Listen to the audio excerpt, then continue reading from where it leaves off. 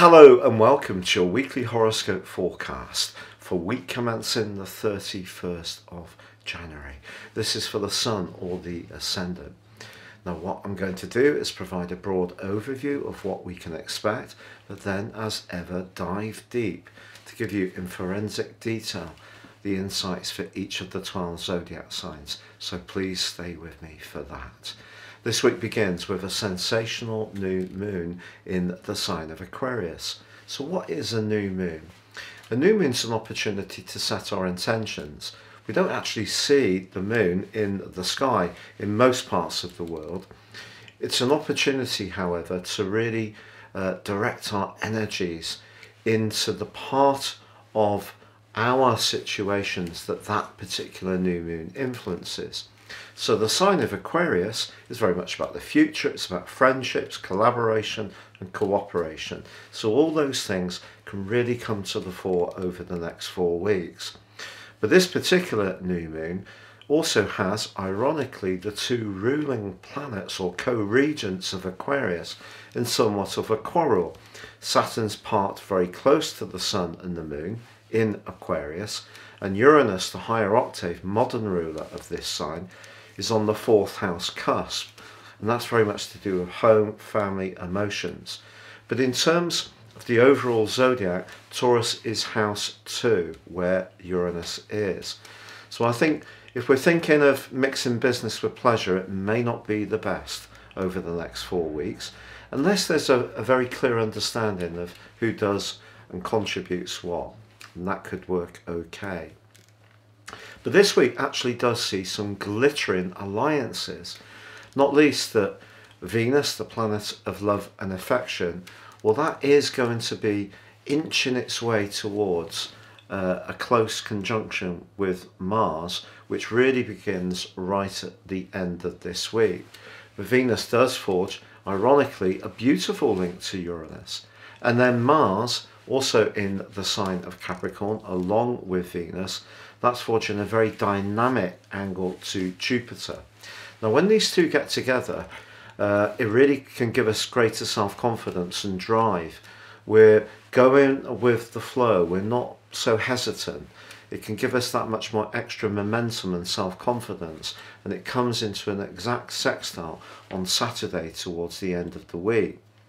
But in relation to the other big influence of this week, that new moon, I think what it's saying to us is the sign of Aquarius can be quite idealistic, and it's just saying that as long as we look for tangible results through that earthy energy that's being manifested through Venus and Mars in the sign of Capricorn, in its or their link to Uranus in the sign of Taurus, as long as we look for earthy solutions and we're open-minded and we take the innovation of Aquarius, we can make progress.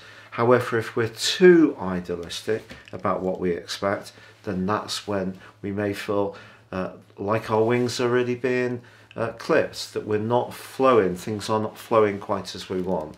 So it's about staying grounded, but also open-minded. Now, if you're new to my channel, I'd be honoured if you would subscribe. Please click or tap on the bell notification symbol. Also, if you'd like to get your free daily written horoscope fired to your device each morning, I've been writing these for 25 years, please see the link beneath this video and you can get that each morning, and it would be lovely to have you with me. Also, if you'd like to take advantage of my special package, special offer package of a year's forecast and a character analysis and get 30% off, if you've yet to really get into more serious natal astrology, this is a wonderful opportunity to do so. You can ascend above this zodiac broadcast and really understand what things are going to unfold for you as an individual based on your time, date and place of birth over the next 12 months into the early part of 23. Hello Gemini, and welcome to your forecast for week commencing the 31st of January.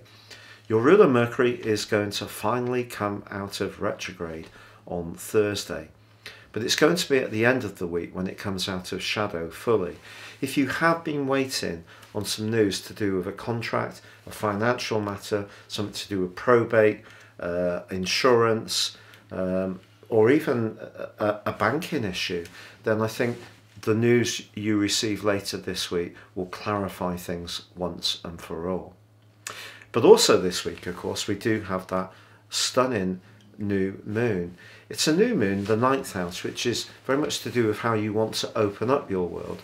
But with the steady eddy of the Zodiac, Saturn, alongside the new moon, it's not necessarily easy to sort of be quite as dynamic as you might like, because there's a sense of resistance but also tension around your situation.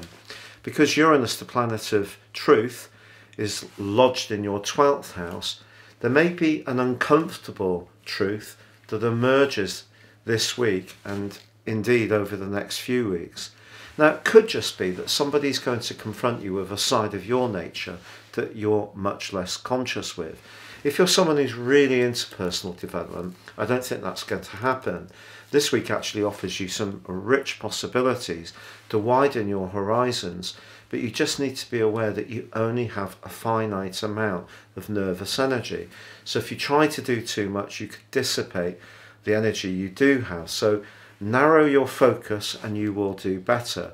But with Jupiter, the planet of good fortune, in your 10th house of how you interact with the world at large, in a great link with Uranus and also with Mars, this could be a very important week for a business matter, something that's important to you. But because of Saturn's presence, I do feel that you will have had to have done your due diligence and worked through all the processes to get to this point. And if you have really applied yourself, then some kind of financial good news could coincide with Mercury going direct as this week draws to a close.